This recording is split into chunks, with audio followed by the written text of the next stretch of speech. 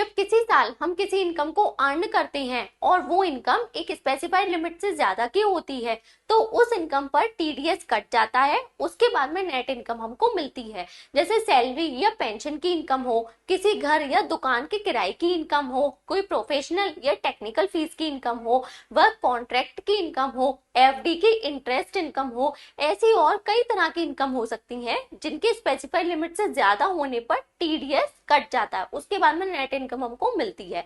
अब जब साल खत्म हो जाता है तो साल खत्म होने के बाद हम अपनी आईटीआर को फाइल करते हैं। आईटीआर फाइल करते टाइम हम अपनी इनकम को कंप्यूट करते हैं। इनकम को कंप्यूट करने के बाद में हम उस पर टैक्स को कैलकुलेट करते हैं। जब हमारा टैक्स कैलकुलेट हो जाता है तो हम इसमें से वो टैक्स माइनस कर देते हैं जो हम पहले ही पे कर चुके हैं, चाहे टीडीएस की फॉर्म में, टीसीएस की फॉर्म में या फिर एडवांस टैक्स की फॉर्म में।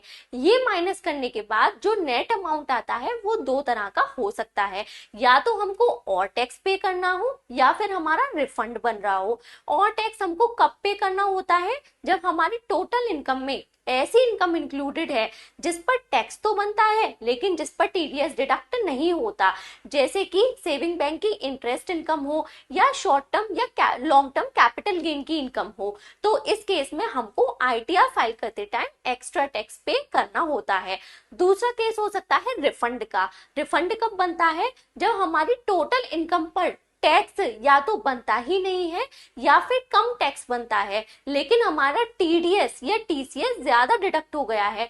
तो उस केस में गवर्नमेंट हमको रिफंड दे देती है और रिफंड देती है इंटरेस्ट के साथ में। इंटरेस्ट की रेट होती है 0.5% पर मंथ और पार्ट ऑफ द मंथ के हिसाब से।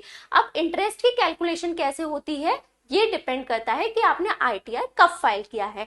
अगर आपने टाइमली आईटीआर फाइल कर दिया है मतलब 31 जुलाई तक, या फिर अगर ड्यू डेट एक्सटेंड हो गई है तब तक, तो उस केस में साल खत्म होने के बाद में 1 अप्रैल से लेके जिस दिन रिफंड आपके अकाउंट में क्रेडिट हुआ है तब तक की उतने महीनों की इंटरेस्ट आपको मिल जाती है 0.5% के हिसाब से। जैसे कि आप आईटीआर फाइल करते हैं जुलाई में और मान लीजिए आपको रिफंड आया है अगस्त में, तो अप्रैल, मई, जून, जुलाई, अगस्त 5 महीने की इंटरेस्ट आपको मिल जाएगी 0.5% के हिसाब से। दूसरा केस हो सकता है आपने लेट आईटीआर फाइल किया, ड्यू डेट के बाद फाइल किया, तो इस केस में जिस दिन आपने आईटीआर फाइल किया उस दिन से लेके जिस दिन रिफंड आपके अकाउंट में क्रेडिट हुआ है उतने महीनों की इंटरेस्ट आपको 0.5% के हिसाब से मिलती है। जैसे कि आपने आईटीआर फाइल किया मान लीजिए अगस्त में और आपका रिफंड आया है अक्टूबर में, तो अगस्त, सितंबर, अक्टूबर 3 महीने की इंटरेस्ट आपको मिल जाएगी 0.5% के हिसाब से। सो आई होप इट